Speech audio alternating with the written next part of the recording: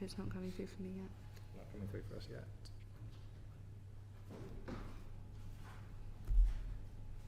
Oh, it is now. Okay. Does that mean we are actually broadcasting? I've got an image now, so that's. Yeah, I don't. You don't? Yeah, I'm good to go. Good afternoon. Welcome to the Communications and Digital Select Committee. We're very pleased to have the BBC with us this afternoon, and I welcome Tim Davie, Director General, and Samir Shah, Chairman. That's your first time before us, and we're very pleased to have you.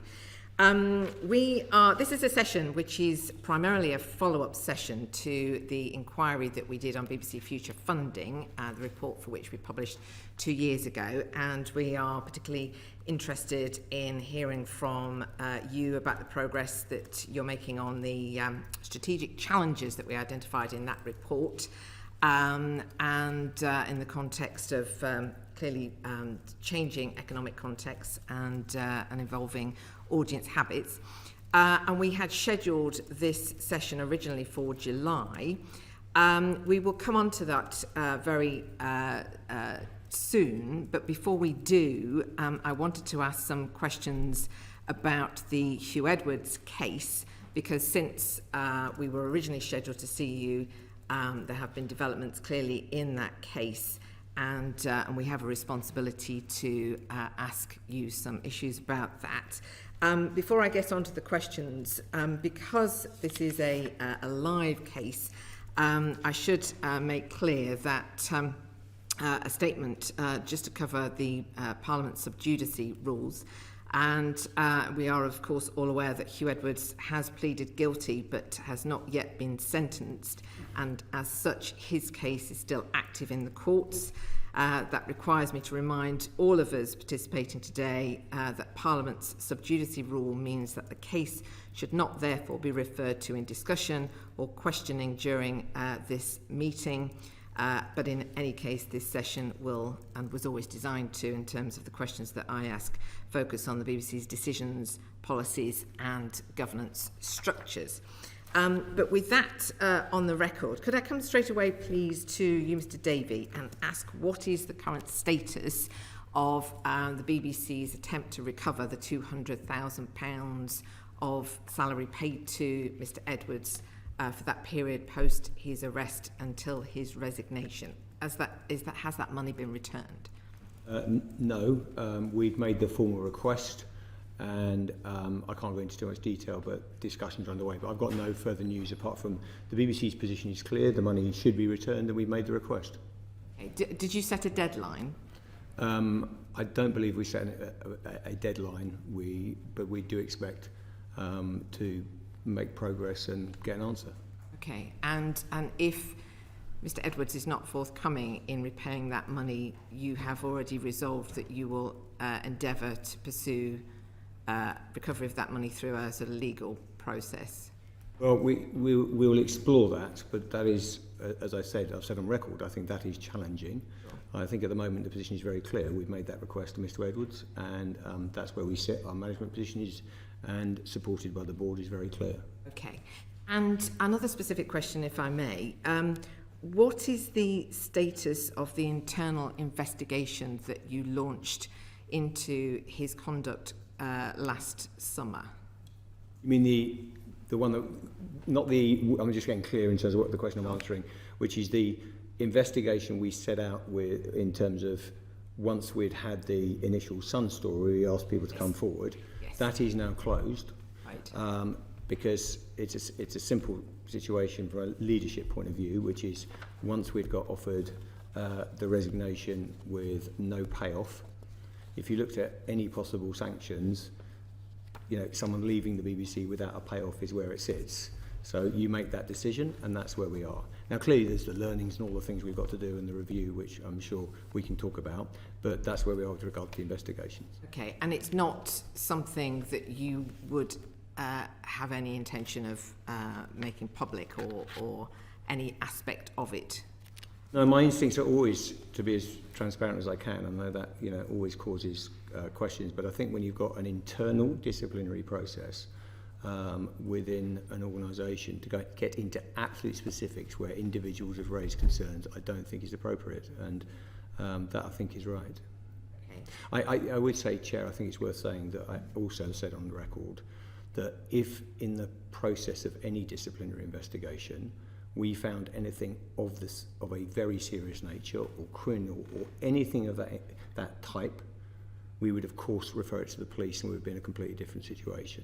That is not what came through any of the work we did. Okay. Okay. So anything that we clearly got things progressing outside the workplace, but we're very clear with regard to where we are within the workplace. Okay, which neatly takes me to my next question, which is sort of at the point at which last November, when you were informed confidentially by the police of Mr. Edwards' arrest, you took the decision then not to take any further action against him, and I know you're on the record as saying that you were committed to take action if he was charged whilst he remained an employee. Was there anything that had emerged, either through the internal investigation or through any other route, about his conduct that you took into account at that time in your own decision? So not what the police were informing you, no, separate to the police investigation. I just wondered at that point. No, I don't think anything there was material in that decision. The decision was absolutely about the case that the police were, giving us very clear instruction to keep confidential, as is again well documented and well reported. We knew the category. We had no knowledge at all of the specifics, and the decision, which I stand by the way, was made in terms of to remain with the suspension. The guidelines are clear in terms of our policies, but also more generally that you pay someone in suspension, under suspension. We could debate that, and that's the decision we made. And you also are aware that we made a limited number of people aware as per the police's instructions. So I think we behaved in good faith throughout and made the reasonable decisions. And I know that in the statement that the board issued on the 9th of August, having discussed in great detail, I assume, in board meetings, the decision that you made at that time, that the board is satisfied with the way in which you took account of all of these different matters. I guess the one question there's a specific question here, which is whether you had an option at that time, as in November last year, to sort of do anything in terms of the pay, his pay status, bearing in mind now the attempt to recover the pay that has been made in the period since. Could you, and did you want to do anything about his pay status, as in could you have kept him suspended without pay as opposed to at full pay? Because I noticed in the statement the board has issued that one of the things they've asked you to look at is whether is the sort of BBC's pay policy when employees are suspended. Indeed. I mean, as I said, it wasn't an easy decision. It was really difficult getting the balance right, because you knew that the arrest had been made, you knew that there were no charges. In that, you take advice, and you can always take risk, by the way. You can take risk in these situations and go against your policies. Being blunt, you can take the risk. There might be legal risks in that. There also might be significant welfare risks, because you've also got vulnerable individuals, and obviously your primary thoughts are people who are impacted, but also you've got people who are accused at that point, and you don't know whether they're going to result in charges. So you have a lot of unknowns at that point. If you look at, I even looked at the gov.uk guidelines on employee rights during suspension, and the standard practice is to pay. Now, this affair has not been easy for any of us at the BBC, and particularly for those people who have been impacted. But I think it's absolutely right to look back and reflect and say, what are the learnings here? This is standard practice, but maybe we should be challenging that. And that's what I'm sure the Chair will want to speak about, what the board's role is in all this and their oversight. But I welcome the idea that we look at that policy and see, with hindsight is a wonderful thing. With that, you begin to think about, could you be more muscular in that situation with regard to payment? That's where we are. Okay. Just before I come on to Dr. Shah, can I just ask, just in terms of looking back and lessons from that period, before I move on to sort of, as I say, the role of the board. I mean, is there anything else that you would reflect on? I mean, for example, at the point at which you were approached last summer by The Sun when this story first emerged, is there anything at that point that you might reflect on? Thinking about sort of whether or not, there was a... when these kind of scandals are brought to you, how much how much of this do you perceive as an institutional attack versus an inquiry about something which is a serious issue to do with one of your employees? I've always taken I've lent towards the latter, Chair, okay, because I always think, the press will have an agenda, but at the end of the day, I think you need to deal with things seriously, and the people affected in this. So I don't get, being very open about it, I don't get too bent out of shape by the press going at it. I'm interested in whether the BBC did the right thing, and if we did the right thing and we're acting calmly and in good faith, we're doing the right, then that's what my job is. I think throughout the affair we have acted in good faith, and I think we've tried to make sensible calls with the right judgment throughout. I think there are inevitably, in answer to your question, do I reflect? Of course I reflect. These are difficult things for an institution, and I think it's really important we reflect. There are some specifics. So we have done a review of non-editorial complaints, and when there's various ways in which you can come into the BBC, whether you've got someone just turning up at a reception or ringing in a line, is that coordinated? And we did a review with, as you know, with Deloitte on what's called non-editorial complaints, which is when just someone comes with an issue that isn't related to our output. We've done an enormous amount of work on that, and there are some learnings in terms of joining up the BBC. We can get into some really gritty specifics on what we've done on that. So there has been some learnings on that. The second is the areas we've talked about in terms of some of the ins and outs of this. I think our policies are fit for purpose, but there's things you reflect on, like the debate we've just been having around payment. And then we can talk about the board. There's clearly this ongoing question, which I think this industry continually needs to work on, and I believe we've made massive progress here. This idea of power in the workplace, and just, are we in the right place on that? And just, that will be, to change culture, and there's many people around the room who've done this, this takes time, and I think you reflect on how far you've come on that journey and how much progress you've made. So yeah, there's lots of reflection. Okay. I'm sure, Dr. Shah, you might want to refer to the review that was also announced in the statement that the board issued in August about this review on the sort of balance of power. But could I ask more specifically about reflecting on the role of the board in this situation, both during the time since you've been as chair, and I realise that this started before you arrived, but are you satisfied with the visibility of the board in handling a crisis such as this?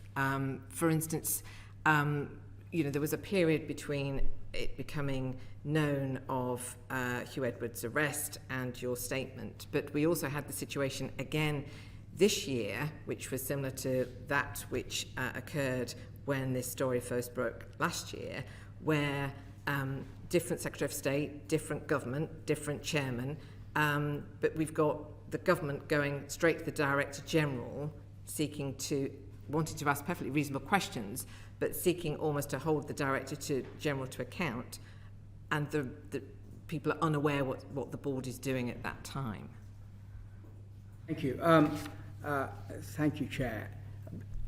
Before I answer both the question on visibility and the relationship between the Secretary of State and the Director General, may I make some observations from the point of view of the board about this affair. The first thing I would say is that it's my view and the view of the board that there's nothing more important than public trust in the BBC, and we are custodians of that trust. And what Huw Edwards did damaged the reputation and the trust for the BBC. So we take that very seriously indeed. I should say, it was a shock to discover when it was announced, when he was charged, that he had led this double life. On the face of it, a trusted news presenter, but hidden secretly, he was this figure who did the most appalling things. I mean, let's not forget the victims of this. Those are the children in those pictures.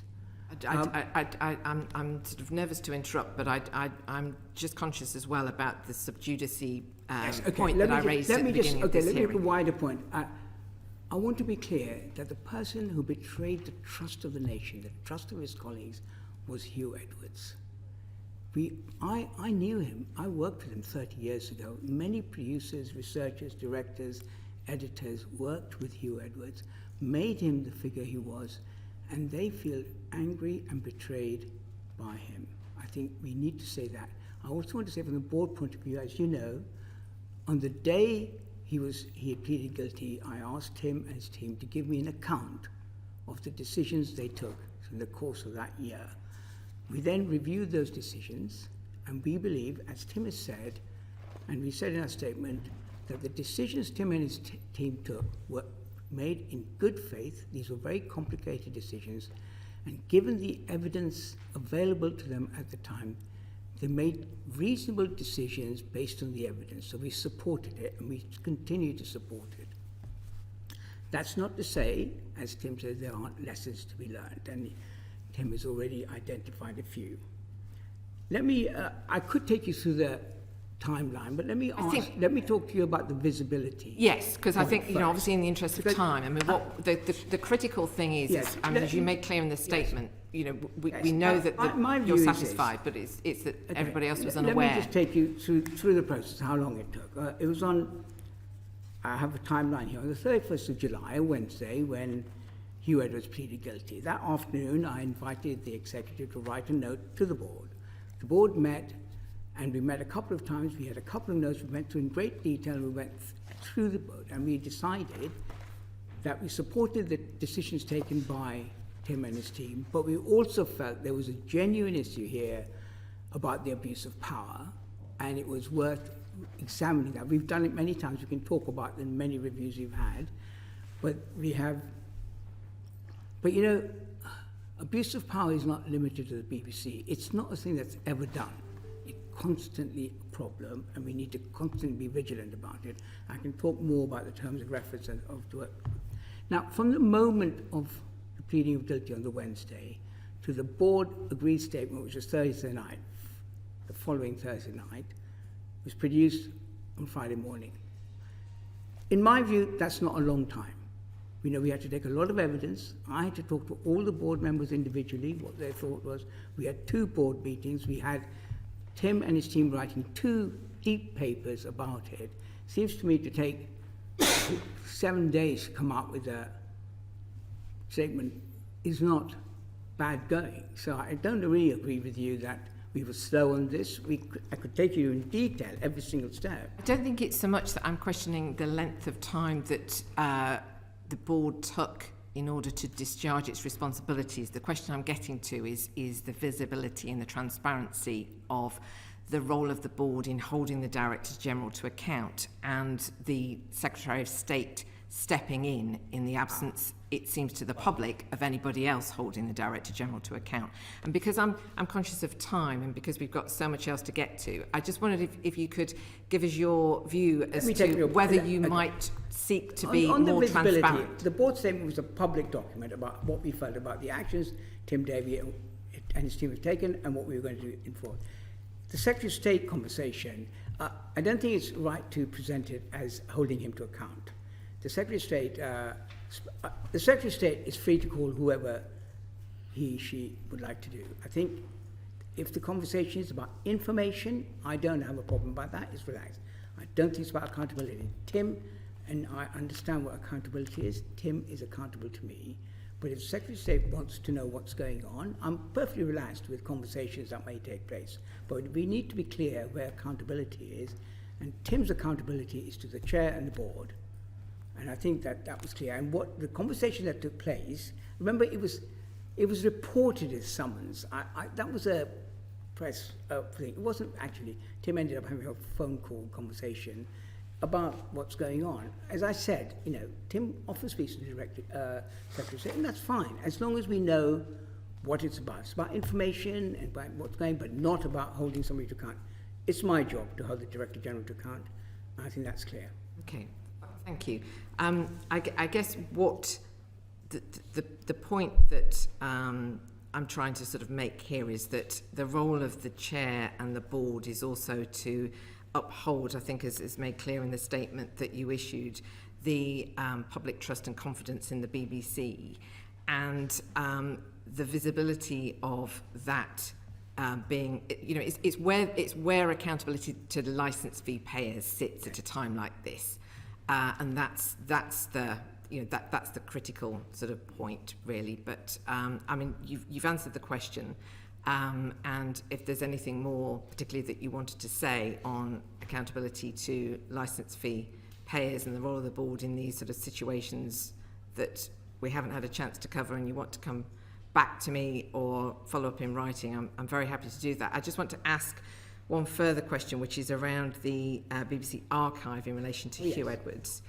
And what I understand from reports that there have been some steps taken already to deal with some footage. I just wonder if you could just give to Mr. Davie, if you could just give us a sense of how you are handling this. What is the approach going to be? Very, I think some of the reporting hasn't been quite on the money actually, because we don't remove or delete anything from the archive, what sits in our BBC archive, unless we have a legal order to do so. That's a technicality, and we haven't. I don't think we've got on at this point, so it sits in the archive. What is broadcast or appears on iPlayer is then a matter of editorial judgment in terms of what is appropriate. Yeah, and in the real world, you don't have 100 of these examples. We'll have, is that the appropriate documentary? Frankly, should this individual be seen presenting the Queen's death? All we do is, in these sensitive cases, make sure that that's got the right level of oversight and act in a common sense way. That is what we are. That is what we are doing. So there's no wholesale banning. We're not sitting in the archive deleting files of individuals. Those remain in the archive. But I think it's absolutely appropriate when someone's been involved in a case like this, which is active, so we should be careful. But we make decisions based on that. And of course, we've just got the, you know, we're not trying to. The BBC is about it stands for everything that isn't censorship. So I think my instinct is where there's editorial justification, even when that's uncomfortable, some of this footage may emerge, but it's got to be in the right situation. We've got good experience of that, Chair, in terms of various affairs through the past and also public events. So that's where we are. Okay, so any concerns that have been expressed by people that some of these very, very important historic events that have involved Huw Edwards are not going to be somehow digitally altered in a way that would be unacceptable? I haven't got around to a proposal for digital alteration, Chair. I've just simply... Whatever the case may be. Sitting in the archive and making judgments, common sense judgment based on the editorial occasion that arises. Okay. All right. This is a subject which we could pursue at great length, which I'm sure the CMS Select Committee in the Commons will probably wish to do so once they are formed and able to take evidence. We will at this point move to the other areas of questioning that we want to pursue, which I said at the beginning relates very much to the inquiry report we published a couple of years ago and how things have developed. And you know, in that as well, I mean, we're asking a lot of our questions from the perspective as well of ensuring that the BBC is operating in a way which is to the satisfaction of all licence fee payers. So there may be things in response to some of the other questions that we put to you, Dr. Shaw, that you might want to come back on some of that theme in terms of, you know, actually addressing licence fee payer issues. But I will ask the Lord Bishop to get us going. Thank you. We're going to look at revenue and the impact of falling revenue. It's very clear from the stats that BBC revenue faces long-term decline. doesn't look like a blip.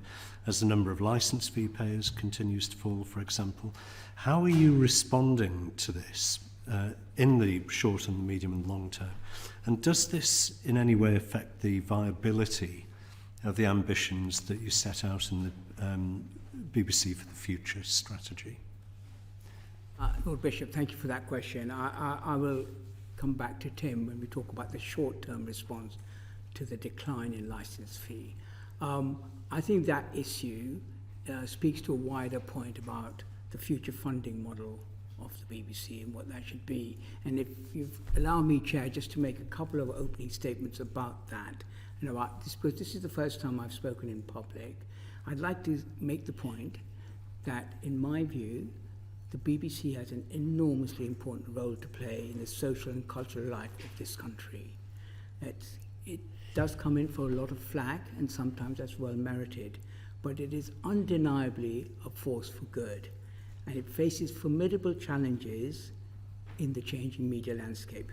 The BBC is worth fighting for, and what Tim said, laid out, seems to be one of its core points. What is its purpose? And I'm very clear that in this world of misinformation and fake information, the BBC's commitment to impartial journalism is incredibly important.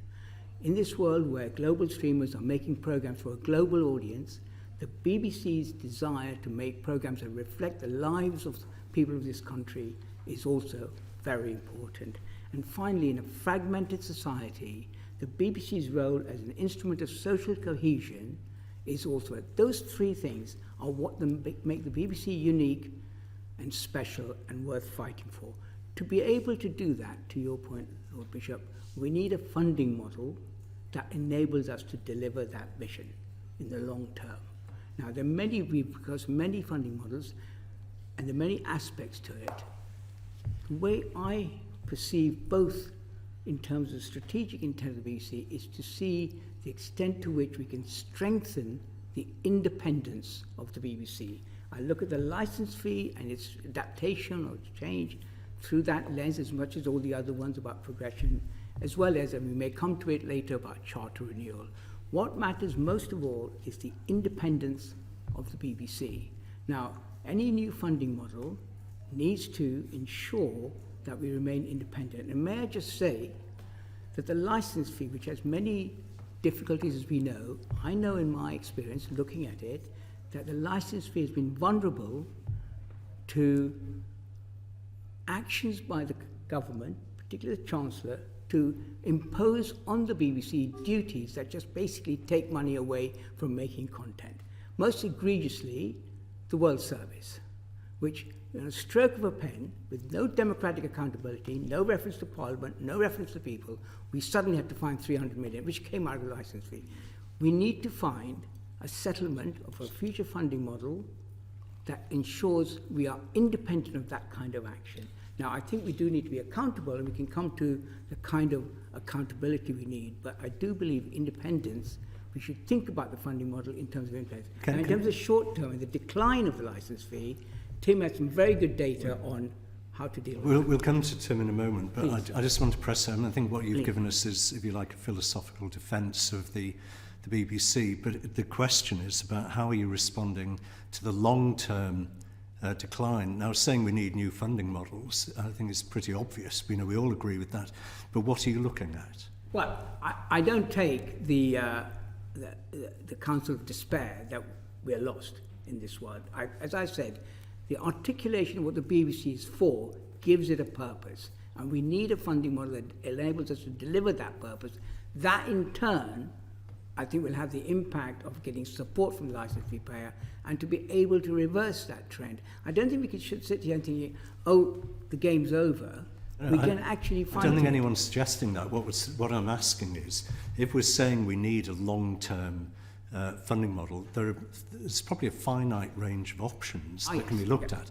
So what are they? And then we can come to Tim on what are the short, medium-term mitigations for the decline that we're seeing.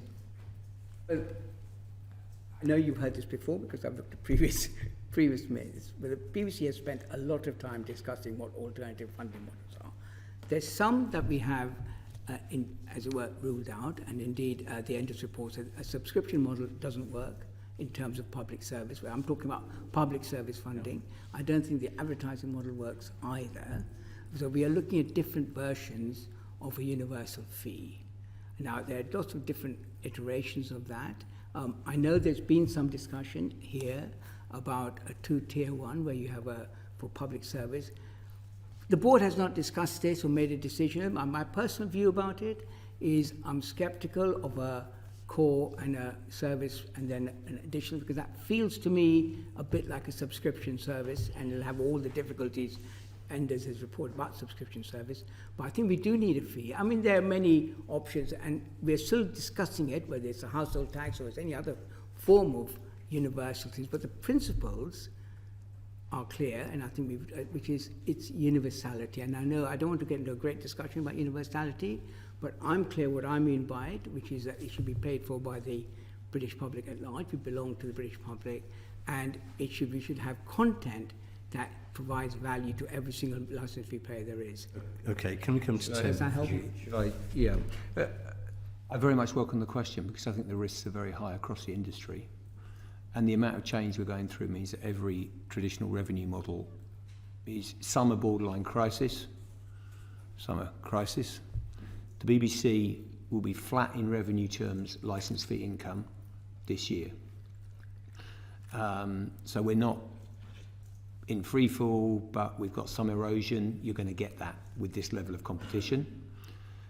And to say that is, the wry smile I often have is, does the BBC and the top BBC team understand this? We're spending all our time thinking about how we give value to audiences on that money. What are the long-term revenue models? Now, it's not quite true to say the overall BBC revenue hasn't moved, by the way, because the commercial arm, we've moved through a number of years from $1 billion turnover to $2 billion turnover with a decent margin, which helps, but it doesn't get you there. And your question is very well put, because you can push the commercial arm further. It is extremely helpful, but we're facing trillion-dollar companies. So what is the answer? The first is to know what you stand for and not try and do all things.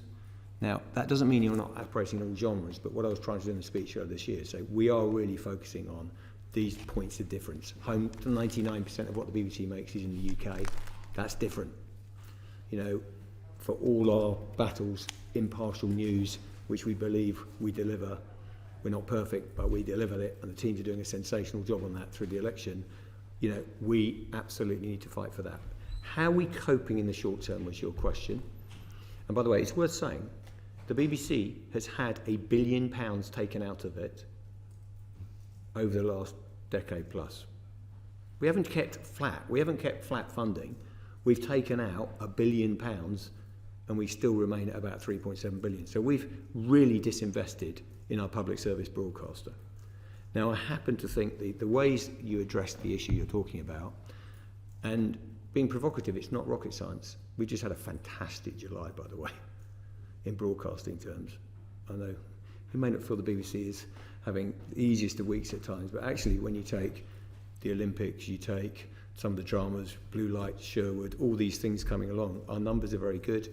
In the election, and I'm sure we'll talk about it because I know the chair's passionate about underserved audiences, we have really, really pushed hard. So the answer to your question is, one is we've taken as much cost as we can out that isn't delivering for audiences. And that's been brutal.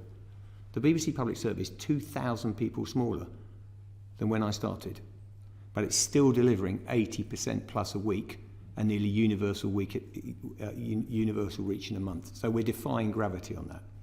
The second strategy is to hire the best people, which is sensitive. But I know that sounds soft, but it's not. Because if you've got the best drama picker in the business and you're able to hire them from Netflix because the BBC is special, then you deliver performance. Yeah. The third thing is we use commercial income, and we use what you might call not a two-tier model, but a hybrid model with UK TV growing, all those things to try and do all we can to keep the scale of public service broadcasting. The next thing we've done is partner, so things like Freely, FreeSat, Freeview, to make sure the UK ecosystem, for want of a better word, is fighting and has strength. Going forward, we will need reform, as per the chair. We'll need reform of a public funding mechanism, and I will do it publicly, whether that be scope, what it covers, what's it called. We need to do that work, and we're in the middle of it now, as opposed to just talking about it. We're in the middle of that work. The second thing is, I just want to emphasise, because I think this committee is incredibly important in this area, is the media bill said that public service broadcasters get appropriate prominence on digital platforms. If we don't know what that is and get that secured fast, we are going to not just put the BBC in jeopardy, but others as well. And remember, we've had the benefit, and we've chosen it as a society to put, the 101 programme, 102, 103, those channel guides. At the moment, we are doing extremely well in digital and keeping relevant. We've had a fantastic summer for iPlayer, but there's a lot of risk. There's a lot of risk. I think colleagues wait. Thank you. We've got quite a lot of colleagues who want to come in on this area. Can I start with Lord Hall?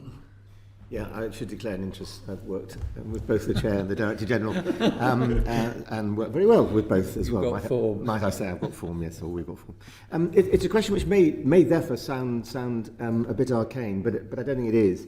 Samir started off by talking about the importance of independence of the BBC, spot on. One thing which happens in the case of this charter, 11 years, but it could be 4 years or 3 years or 5 years or whatever, is this charter renewal comes up, which is a time when the BBC, bluntly, is vulnerable. Would you be better off in taking the next 2.5 years up to 27 in, rather than saying we want a charter, we want to be established, say, like Channel 4? Thank you for the question, Tony. Can I just say, I think you're absolutely right. The charter review, its time period, means that we are almost in constant review of the charter. There's a midterm review. We're constantly in this, I think, not very comfortable relationship with the government over charter, and it undermines and threatens our independence. I would absolutely welcome an exploration, or how can I put it, constitutional innovation when it comes to the relationship between the BBC and the government. That innovation could take the form of a new act. It has its pros and cons. There are other ways. I was told, that we are unique in having a royal charter. There are thousands of organisations. The Institute directors called it strange that we have a time period. Most have perpetual charters. Because we have a time period, we're forever in this dance with the government. So I think we should think about whether we should change the charter and remove the time period. Maybe we'll have to change the nature of it and make it more about core principles and have a framework agreement sitting underneath it. That may be more rare. But I do think, Lord Hall, that thinking about the constitutional arrangement is very important. I think it's central to securing and strengthening the independence of the BBC. I can go slightly into more detail if you like, but I do think there's been a lot of discussion about the appointments to the board. I really share that view. I have a board of 14 execs and non-execs. Of the 10 non-execs, 5, including me, are appointed by the government. I'm not sure that's the right balance, and I think we should think again about it. Again, as I said earlier, the important thing about any constitutional innovation, it should strengthen the independence of the BBC. That is at the heart of our reputation here and across the world. And I think that reputation has been damaged in the recent years as a result of the nature of the relationship and the leverage the government of the day has over the BBC. And we should try this time round to try and reduce that leverage and make our accountability to do with the public, the licence fee payer, which I think is partly what the mutualisation idea is about. Can the BBC be can the public be more directly involved and hold the BBC to account? And I think that's a good idea, and I certainly welcome an idea of dialing that up whilst we dial down the relationship with the government of the day and the BBC. Just a brief question, a bit of brief answer if you wouldn't mind. Some arts institutions, the government decides this is the person we want to chair. Some, the boards decide. Would one bit of independence or greater independence of the BBC be the board to decide who's chair? Yes. They're people among them. Yes, would be. Thank you. Okay, I've got a lot of colleagues wanting to come in. I'm afraid not everybody will be able to, but I will allow Lord McNally to ask his supplementary question. You mentioned the World Service. Yes. I know the Director General who was responsible. I was a minister of the government that fobbed the cost of the World Service onto the BBC. Perhaps it's a question to when we get ministers before us, but do you think that it would be better and fairer, given that the World Service isn't just a broadcasting organisation, but one of the most powerful soft power organisations that we have, Yes. that you should be removed that I responsibility? appreciate your term fobbed off. I think that's correct. I think it's essentially unfair that the licence fee payer pays for a service that is to the government. But also, the World Service is an incredibly important instrument of soft power for the BBC. And being part of the licence fee, it has to take the cuts that the rest of the licence fee does. And that's not good either. And, you know, my home country is India, where I was born. The World Service is incredibly important all over the world. It's very important for the BBC, and it should be properly funded, and it shouldn't be dependent on the actions that we correctly take over the public service. And therefore, I do think maybe Tim would like to add about. I mean, I think. I mean, I said publicly in March, interestingly, that I haven't had any pushback, which is I totally agree with the chair. This should not be funded by the licence fee. I mean, also, I am understandably and appropriately under pressure on very limited resources to make sure every household and every flat in the UK, every house gets that value. And they are doing they're related, and there's definitely huge benefits for the UK news organisation to have the World Service. But if you take a language service, they do different things, and we should absolutely be funding that as the UK. The scary thing is that China, Russia, Turkey, the numbers are astronomical. The investment they're pouring into disinformation is very significant. At the moment, as we speak, there are real issues at play because we have a request into FCDO for a bit more money to see the wolf from the door next year, because the government puts in 104 million rand, we put in 250 of the licence fee. But all of it, if I'm being honest, is underinvesting. Even the Americans, Voice of America, which is nowhere near, I think, in terms of reputationally, although with all due respect to Voice of America doing brilliant work, the World Service, that's being funded to the tune of $920 million, that's, I believe, which is way in excess of the World Service. We have got to make a decision here if we're serious about this service or not. So we've got short-term requests for money in with the FCDO now, pre-charter, and we need that. And then I think when we come to charter, there's obviously, and even before that, we'd love to a situation where, frankly, this is properly funded by the UK government because it makes the cut, which it should do. Thank you for the question. Okay, well, I think we're going to move on because I'm conscious of time, sort of moving away from what you've just been talking about to the audiences that are turning away. Baroness Healy. Okay, thank you, Chair. I'd like to ask, what progress have you made on improving the way you engage people who are turning away from the BBC? And Dr. Shah, I'd like to ask you particularly, you said in March, can we stay relevant to the lives of the British people? And you expressed concern particularly about working class people. So I'm wondering how you're trying to address this. Thank you. May I say, of my strategic priorities, this is right at the top. I think the BBC needs to do a great deal more in addressing the question of serving what we call the underserved audiences, the C2Ds. I think I've been in online broadcasting for a long, long time, and this has been a chronic problem for the BBC. It's metropolitan bias and its programming and its power structures continue, in my view, to be focused in London. I think there's a lot of progress and a lot of work being done in moving production and programs out of London, but I think a great deal more could be done about power.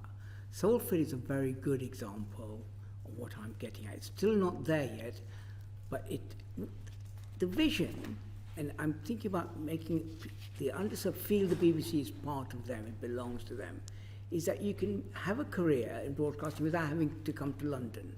Now, I remember back in the day, you know, and I was on the board when the Salford moved to place. We all had a vision that it would become Granada.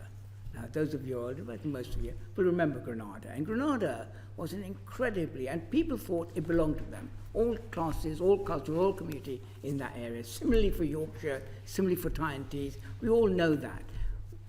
I think the BBC continues to feel like an organisation that's where the power base is in London and people outside feel, oh, it's over there. And we need to break that. We have a policy across the country. I think it's a great policy. We need to do more. There are lots of really good people committed to that. But these are hard things to achieve. But I want to put a lot of my energy in making that happen. Because it's enough. You know, we can't keep saying we don't serve the CTDs. And it's not just, may I say, just about a definition like CTDs working. It's all about values, attitudes, you know, the whole cultural thing. How far is that expressed? Now, apart from immediately, you're probably aware that the BBC does thematic reviews. I was involved in one. I was doing the migration one before I had to step down from it. The next one, which is currently underway, is about portrayal. And that is about how well does the BBC represent and reflect the lives of people across the country. It's going to be a very systematic, well-analysed, evidential-based work, and that will help us start building some policies and practices that will help begin to change that. But I do think the bottom line is to move the power out of London and to try and create these hubs where people living wherever, whether you're born in Truro or you're born in Middlesbrough, you can achieve in broadcasting without having to come to London to do it. That's a big, big task, but I would like to make real progress in that over the next few years. If I may, I mean, we're really pushing on this, and as you can hear, I'm being pushed harder, and I think it's absolutely right. We've now, 63 of 92 network TV commissioners are now working outside London. Big change. Yeah, so this is what we've got to do. We've got to change. And I think the chair's challenge is absolutely spot on, but if you look at the drama we deliver, you can see a real push. Yeah.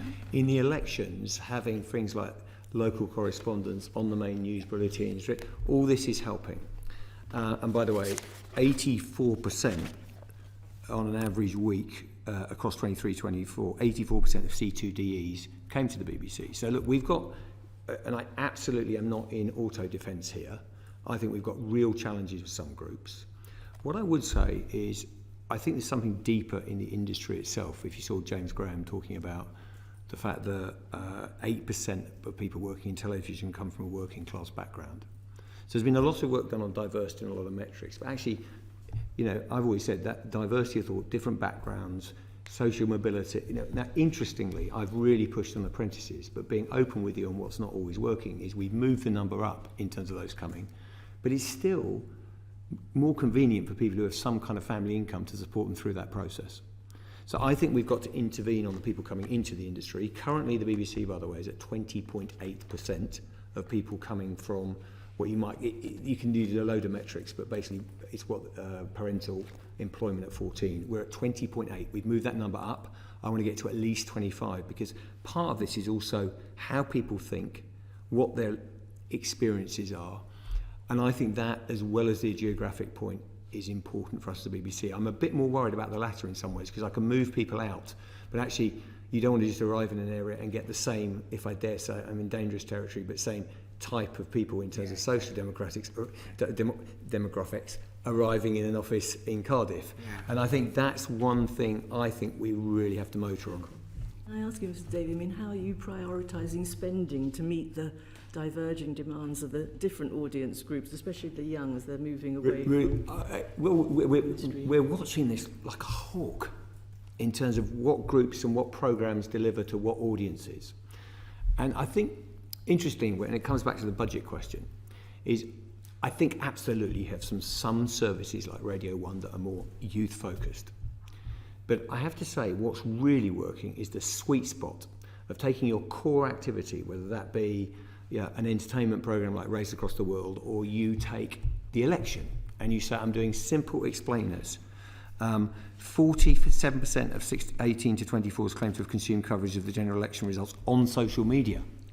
It's reshaping, so not diminishing standards, so you're into that whole dumbing down discussion. I'm not talking about that. But I'm talking about, we've got massive uptake among young audiences of simple explanations of manifestos. People are desperate for this. So I think it's reshaping our output at the core, rather than just saying, oh, we're going to do something cool on the side, which I think actually is not the essence of this. It's making sure the news of itself, the 6:30 news has always been brilliant at this regionally, where you've got a different tone of voice. And I think that's what we've got to do more of. And that is a big challenge in terms of how we take things forward. It's also very sensitive, because some people want to stick with what's there in tone and content. And I think it is getting more challenging. We find if you take an issue, a political issue, the level of understanding can be wildly varying between those people who have no idea of something and those people who are pretty well versed on it, and making sure we can, and we're really monitoring how we feed all the audience across that.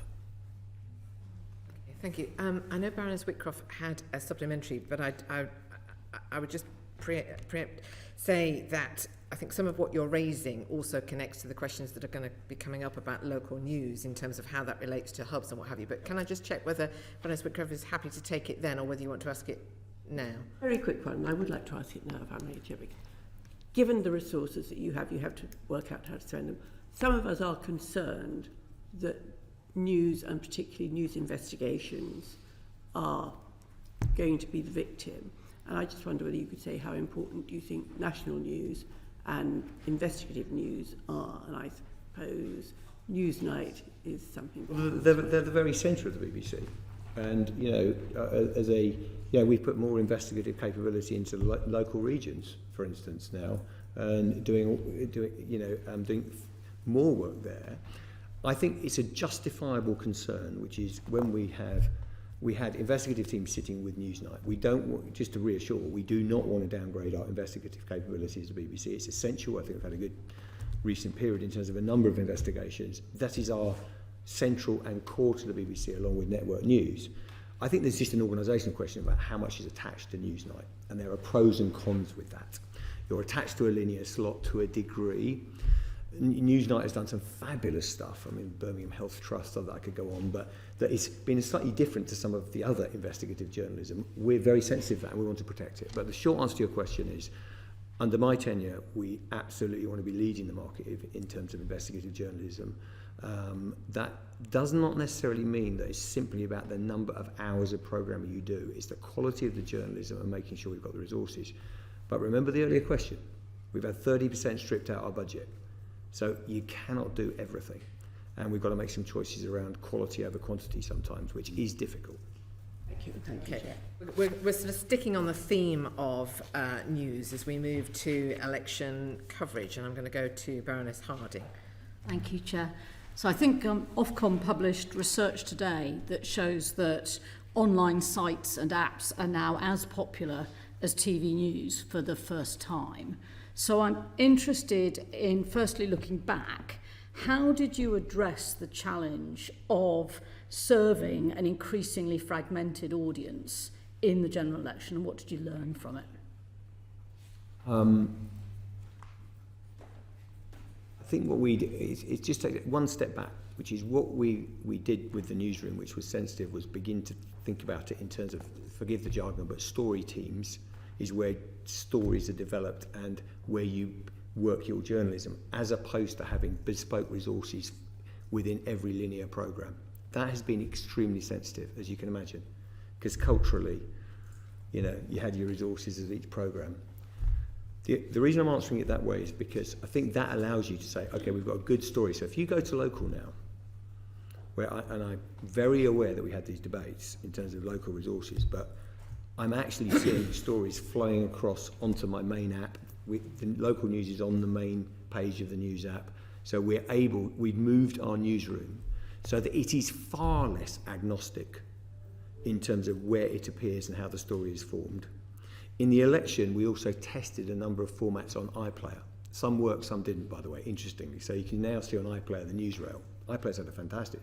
And we're beginning to learn what works on iPlayer, because not everyone, and I say it with somewhat heavy heart, is going to get at 10 o'clock and sit for half an hour and watch the news. So the good news is we've seen very good numbers for the election. We have seen some decline in linear, to be very open. You can't avoid that.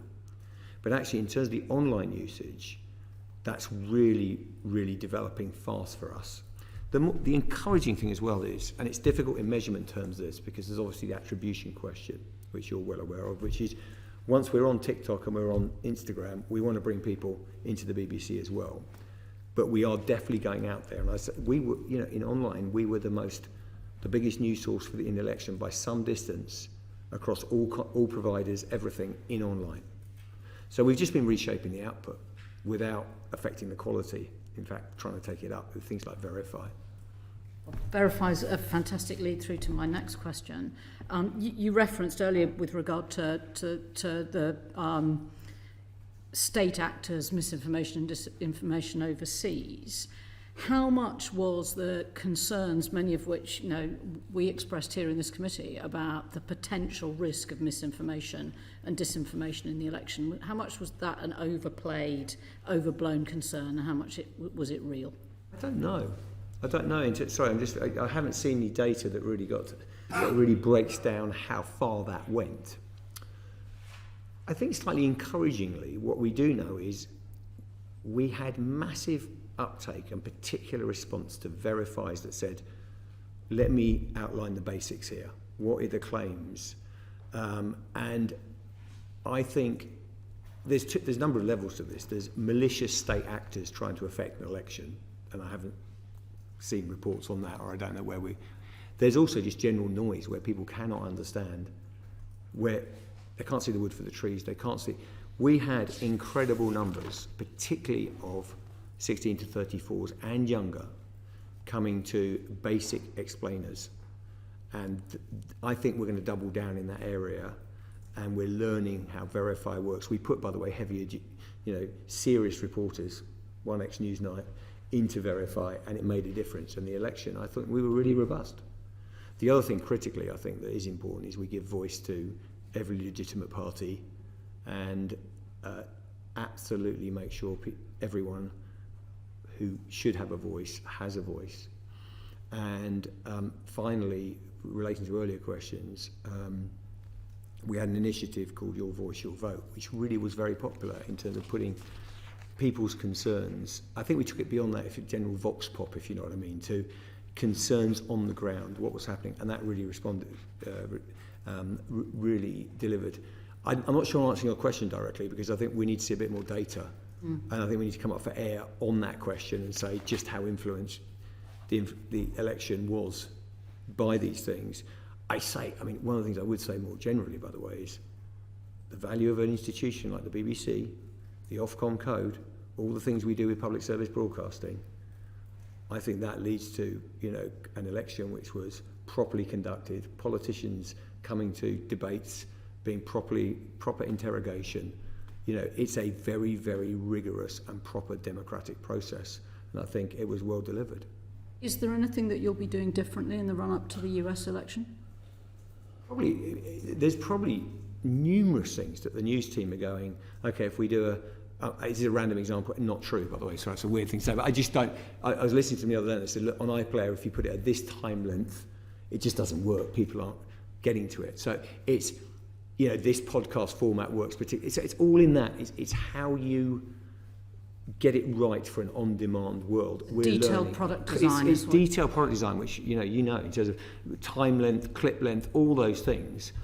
I think there's tension because we need to make sure it's of the depth and quality, and I know the news team really believe in this, and you aren't falling into the trap of, there is no doubt the whole market, and I made this point in the speech, the commercial market, totally understandably, and I say with no blame here, has to go after those clicks in the way the BBC can be slightly more strategic in terms of, you won't see us writing lots of headlines that are questions to get you to click into it. So I think we'll stick our ground on that. Final thing is, I think verifying fact-checking probably be very important in the US election. Yeah. If I may, one final question, Chair. Just one of the issues that came out of the general election was the accuracy of all the polls, or in fact the lack of accuracy of the polling. Do you think that all the focus on reporting of polls themselves risks affecting elections, and regardless of which party I think we probably all make an argument. That's why the BBC is very careful, and we don't lead with polls in that way. We refer to polls. We're very careful about it. So the answer to your question is there are significant risks with chasing an individual poll, particularly in an individual poll. Yes. Thank you. Just one other question on this area before we move on. Just it's sort of back to BBC Verify in certain respects. When Deborah Turners was here before us earlier in the year, I raised a question with her then about criticism of BBC Verify in terms of its use of sources on Middle East reporting. And she responded by sort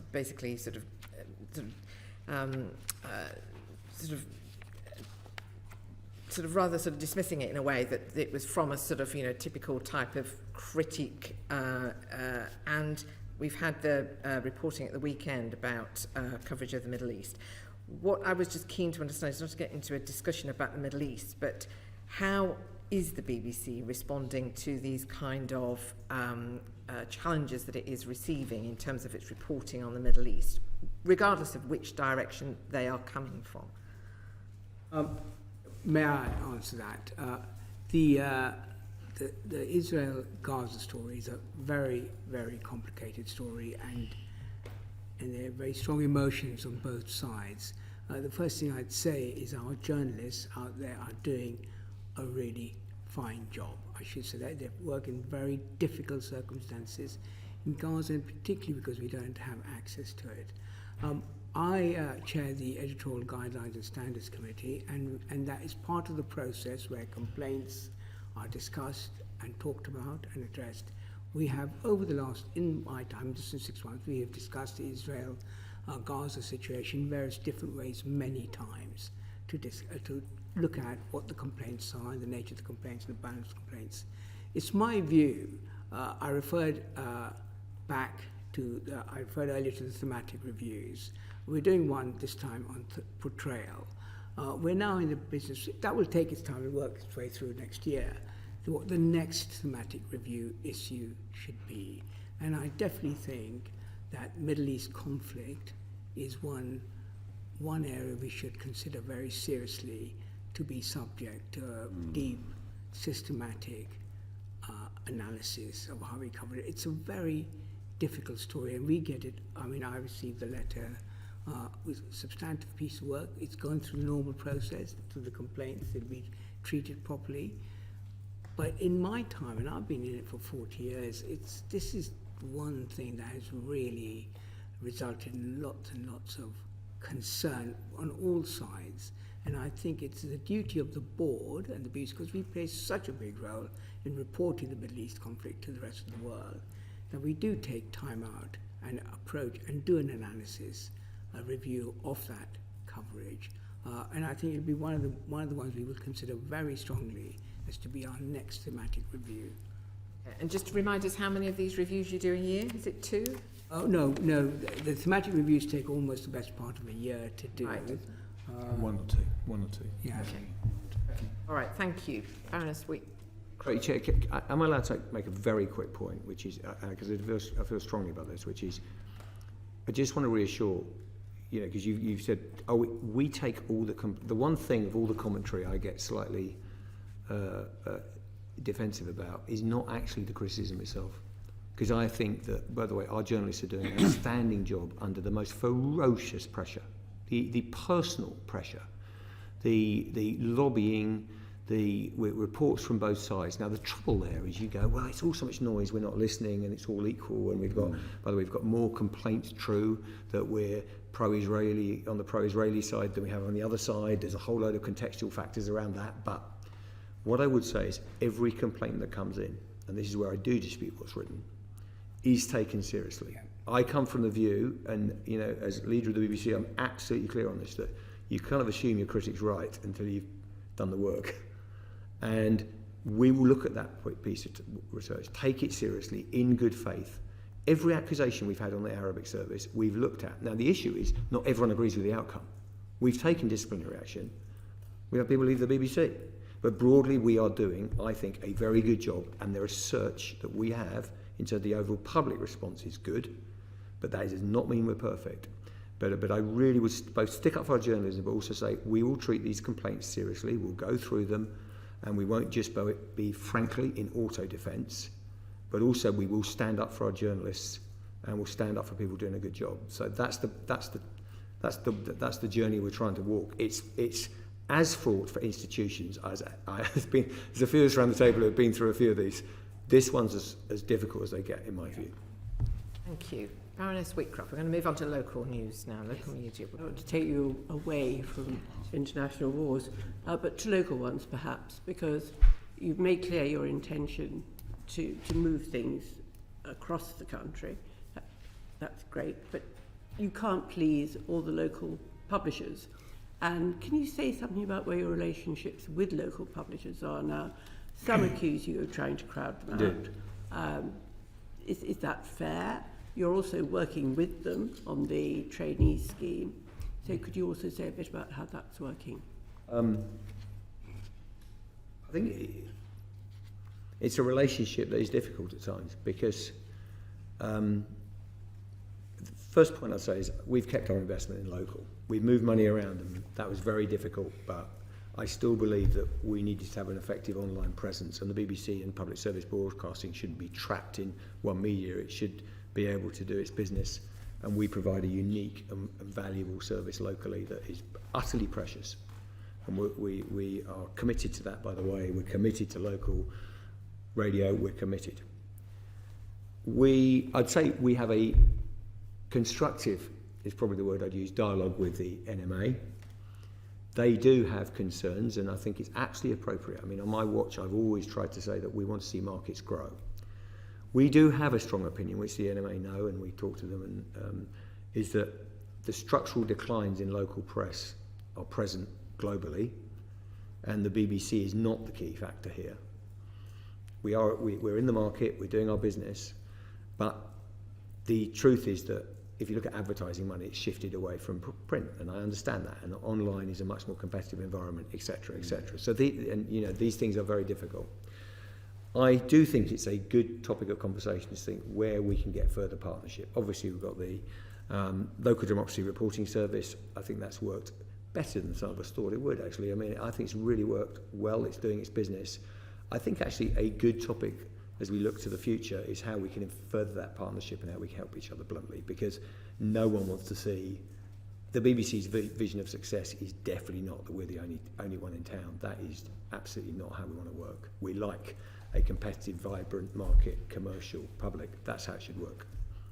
What is the role of the BBC and indeed any local news media now? Because it's often said that local politics gets no coverage at all, anywhere. I mean, if you talk to if you go into any of our 39 local radio stations, or you go into, my local site here, you're getting quite a lot. You're getting some political coverage. What I think is difficult, and is really difficult for the commercial side, and they can speak for themselves, is having that coverage of, council meetings, and that's why the LDRS scheme is doing its work. Whether it's enough, whether it's big enough, could we do more of it? I think is a really good strategic question to address, because we've got to make sure that I think is an incredibly important part of our democracy, that local politicians and local administrations are under the right scrutiny. I think the BBC's doing a great job on that, but it can't do it alone. How are you keeping older listeners? I think in terms of older listeners or older BBC. Well, it's important that, because I think people often think move to online is an attempt to get youth. Yeah. If you look at over 60s, I think it must be over 70. Certainly over 60s are getting most of their news from online now. Yeah. So this is not simply lurching. We're doing our best with a flat budget in real terms. That's the answer to the question. Which means if you're moving online, if you go to a local radio newsroom, it's worth a visit, and they're no longer local radio, I should say, they're local.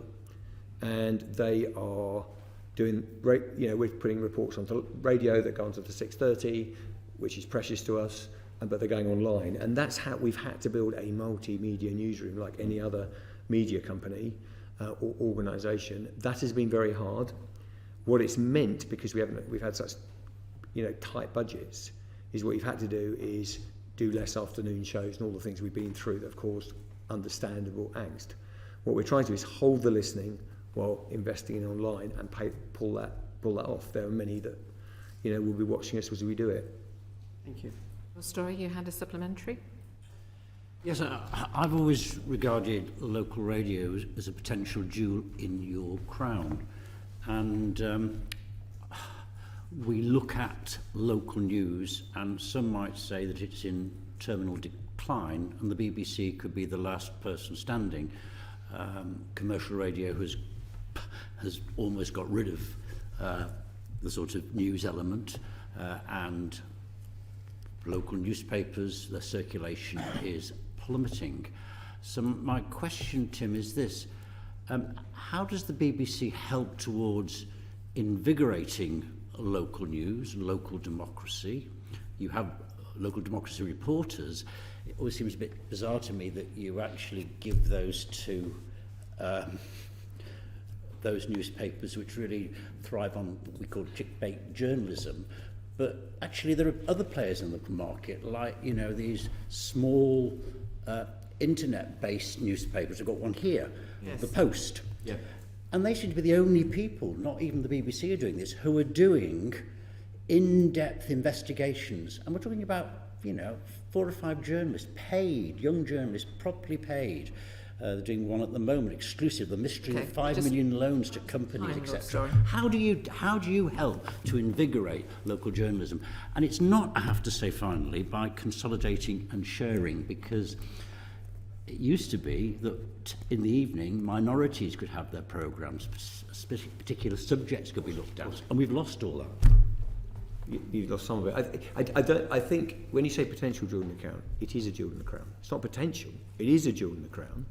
And we need, the BBC and I need no convincing that local's an absolute essential part of what the BBC offers. The issue, my job is not to say, if I may, we can agree on that. The issue and the exam question for me is, based on limited budget, what are the right choices to deliver that? And it's been very painful. I'd have loved to have funding to do everything, but there comes a point in which we've had to do some of those shares, because what I would say is local radio is incredibly important. The connection with the listeners is second to none, but its overall reach is about 10% of the population. Now, it may go to 15, but I don't think, and I say this with heavy heart, I haven't seen a forecast that said under any circumstances live radio is going to double its audience. It's just the way the market is moving. It's moving to your point, online, so I need to have the resources to make sure that we've got an online offer alongside radio, alongside the 6:30. This is not about sharing everything. There's certain things you do by media. We have invested, and we put 130 more journalists into local. We've actually decided to create investigative journalism hubs, which, honestly, get out, visit one of the hubs. They're amazing. They are doing that kind of work that you've just shown me. Final point, by the way, we've got a lot of work to do. I think the partnership challenge is a really good one. How could we work with those types of operations so that the BBC and our reach, because we've got a simple objective. Strategic objective for us is 50% of the population come to BBC Local. That's it. We could deliver that through television bulletins and radio. We cannot do that anymore. We need online. So it's a balance, but we don't need convincing of the strategic importance. It's critical. The issue is resources and I sound like it's management speak, but allocation of resources. I'd like to come back on you, but thank you. We might want to continue this outside the committee room because it's an important conversation. Was there anything, Chair, that you wanted to add to what, or indeed comment on what Mr Davie has just said, just in relation to your vision, ambition for local hubs? Well, I take in terms of just a point about local news. I obviously followed it. It's worth noting that as far as the board is concerned. This is part of an overall strategy which was presented to the board last year and approved, which is the move from, as Ofcom has said, from news, from linear channels to online. And what Tim is trying to do and was explained is do that move, because that's the strategic move, that's where the audiences are. And very interesting statistic, is it not, that over 70 years more what now see online than the radio. The dynamics of the changing up is something we need to move without leaving people behind. I think this is some of the tensions of making a move like that. But I just wanted to say the board is supportive of this as a part of our overall strategy of starting to shift our journalism online, because that's where the audience is. All right. Gentlemen, thank you very much indeed for joining us today. We've covered an awful lot of ground. I think you've set out a very comprehensive shopping list for the new Secretary of State and the new government. And if any journalists have been watching us who have, instead of following the vote in the Commons on the winter fuel payment, I think you've given them quite a lot of news lines today as well. And I'm grateful to you for engaging with us. And I suppose I would just say in return, I would urge you please, Dr. Shah, to consider again about the transparency and the visibility of the board, particularly bearing in mind what you have put out on your shopping list today in terms of how you would like to see the development of the BBC, that critical need for the board to be visible in a way that it is seen to be representing all of the licence fee payers that are funding the BBC. But I'm hugely grateful to you all and to you both, and thank you very much for being here today. I'm going to bring this to a close. Order.